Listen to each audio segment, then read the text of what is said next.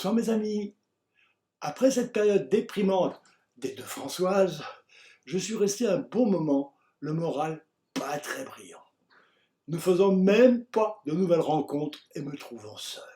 J'errais comme une âme en peine et un jour, en descendant l'escalier du métro à la gare de l'Est, je croisai dans la foule une ravissante petite chinoise qui montait. Je n'osais pas l'aborder et j'allais m'asseoir mélancolique au milieu du quai avec un livre à lire. Le métro arrive et en relevant la tête, je vois qu'elle est là, juste devant moi. En montant dans le wagon, je m'arrange pour être à côté d'elle et j'engage la conversation. Elle s'appelle Marie et elle s'est trompée de direction. Pendant longtemps, j'ai cru qu'elle était tête en l'air, mais pas du tout. C'est la seule fois où ça lui était arrivé. Le destin. Elle habitait Sarcelles et était l'aînée de la fratrie, ce qui lui posait des problèmes relationnels avec le frère juste après elle.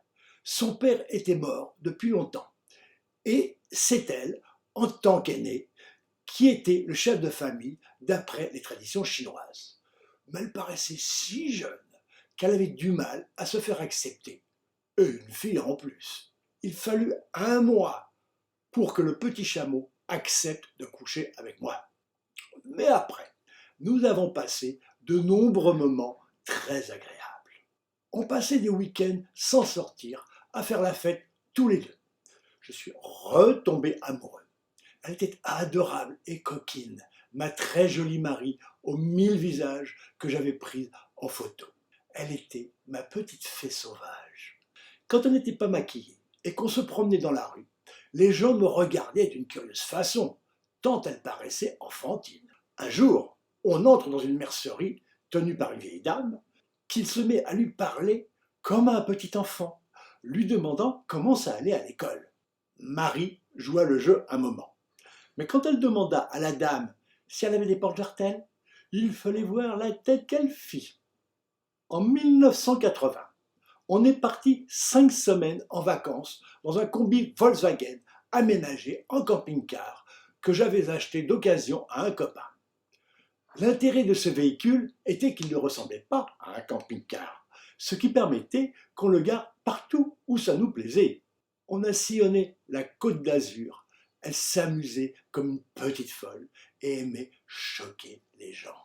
Dans l'Estérel, sur des plages avec peu de monde, on s'est mis à pratiquer du nudisme, dont je ne suis pas fan en temps normal, dans des zones non prévues à cet effet.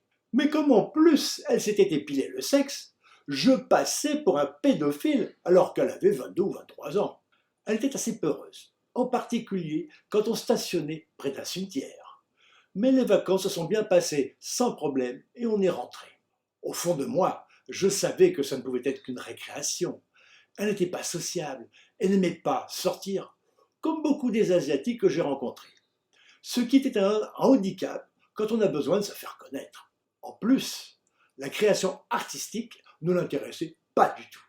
Et elle n'aspirait qu'à avoir une vie de famille ordinaire avec des enfants, ce qui n'était pas du tout mon cas. Notre relation a quand même duré 4 ans et s'est terminée tout doucement, amicalement. Sa mère avait acheté une vieille épicerie à Lyon et Marie m'a demandé de venir l'aider à réaliser un restaurant. J'y suis allé. J'ai fait un plan, cassé le vieux décor, posé 100 mètres carrés de carrelage, ce que je n'avais jamais fait. J'ai achevé le décor en concevant un logo avec le nom que je lui avais proposé, Shanghai Express. Je les ai même aidés à concevoir le menu à partir des plats que sa mère m'avait fait goûter à Sarcelles et qu'elle croyait ne pas être aimée par les Français, qui au contraire l'apprécièrent. Quelque temps après l'ouverture, il eut même un article très élogieux dans un magazine de cuisine, ce qui me fit un grand plaisir. Ce fut mon cadeau d'adieu, comme pour Françoise, que j'avais aidé à transformer son studio. Le restaurant marchait bien pour le quartier, mais la rue Ney, dans le 6e arrondissement de Lyon, n'était pas suffisamment fréquentée. Et elle a dû fermer le restaurant au bout de quelques mois. Elle eut la gentillesse de me rapatrier le grand logo que j'avais conçu et que j'ai accroché dans mon atelier près derrière moi.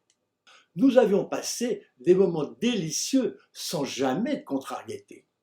Comme on ne se voyait pas tous les jours, j'avais du temps libre pour d'autres aventures et j'ai fait d'autres rencontres exotiques avec des Vietnamiennes, Cambodgiennes, Chinoises, Japonaises, Africaines. Ces relations ne duraient pas plus que quelques semaines, mais étaient très agréables. Une chose très curieuse que je viens de remarquer. On appelait ma mère, première femme que j'ai connue, Annie, mais son vrai prénom était Anne-Marie. Puis il y eut ma récréation avec Marie, la chinoise du Vietnam.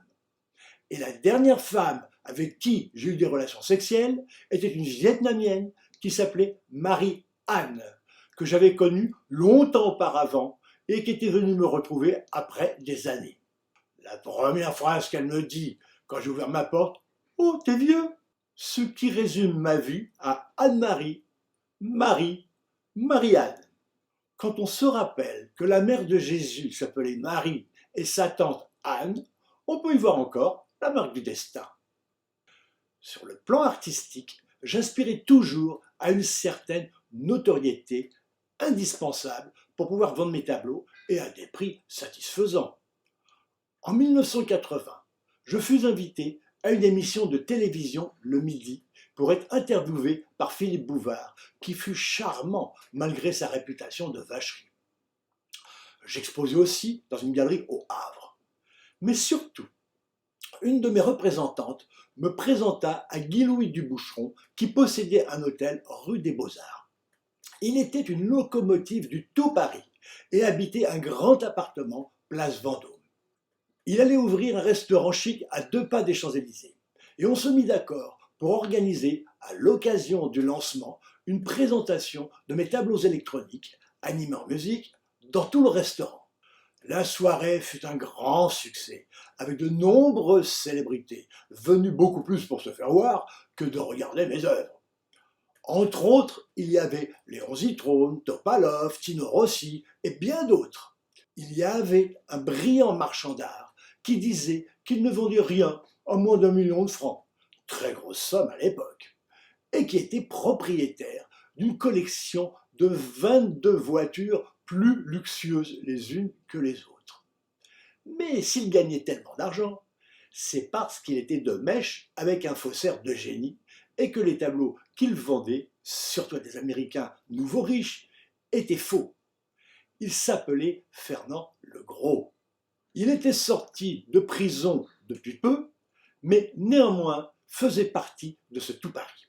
À cette occasion, Bernard Meunier, le garçon qui m'a fait paraître une publicité dans le livre sur l'histoire des Rolls-Royce, m'en prêta une ancienne à garer comme ornement devant le restaurant. J'en profitai pour réaliser un mini tableau électronique pour l'installer dans la voiture. C'était bien avant qu'on puisse regarder une vidéo dans un véhicule. J'espérais encore à cette époque que le succès allait m'accueillir comme avec ma première exposition à Rio. Ce ne fut pas le cas. Mais j'allais découvrir quelque chose beaucoup plus intéressant et enrichissant intérieurement.